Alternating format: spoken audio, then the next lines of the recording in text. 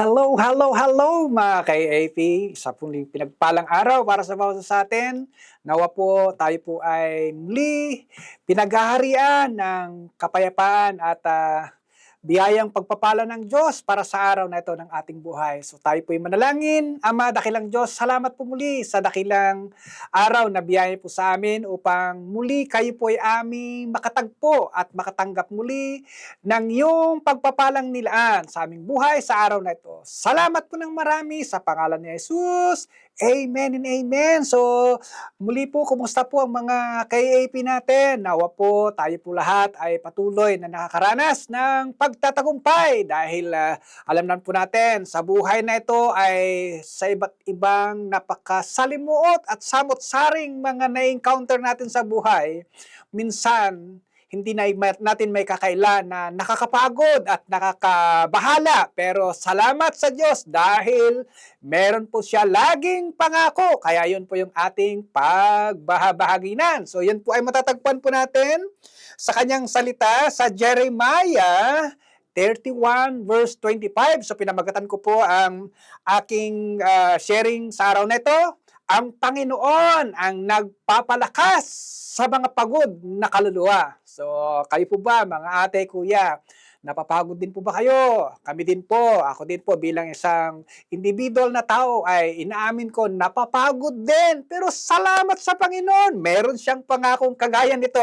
Sinasabi po niya sa Jeremiah 31 verse 25, sapagkat aking bibigyan, kasiyahan ang kaluluwang pagod, at aking pupunuin ang bawat kaluluwang nalulumbay. Napakagandang pangako ng Diyos para sa bawat isang naghahangad ng pagpapanibagong kalakasan at pagkukomfort kapag po tayo po ay medyo nalulunod sa mga iba't ibang mga nakapanlulumo, nakakadulot sa atin ng kalungkutan. So, may dalawang aral po na tinuturo po sa atin dito. Number one, ang binibigyan ng Diyos, sabi niya dyan, aking bibigyan kasiyahan ang kaluluwang pagod. So makikita natin dito yung pagmamalasakit ng ating Panginoon. Pangalawa, sabi niya dyan, aking pupunuin ang bawat kaluluwang nalulumbay. So dito po sa dalawang nabanggit ay dito natin makita kung paano po tayo kinakalingan ng Panginoon. At take note,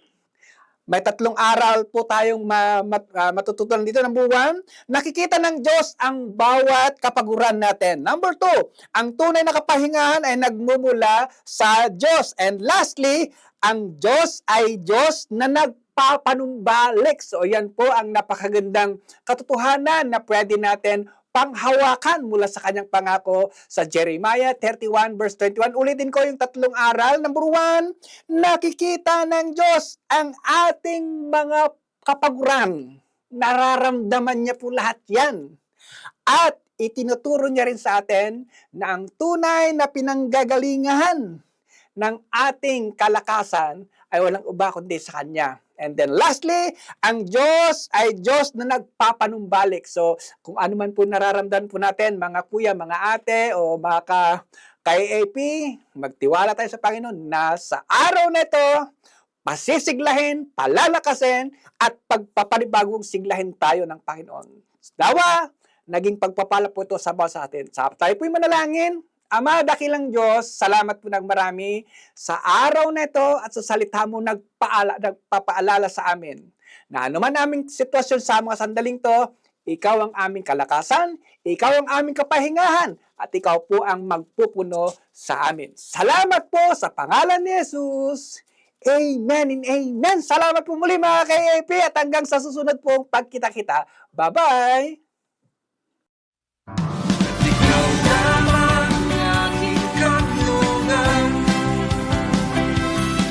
Sa piling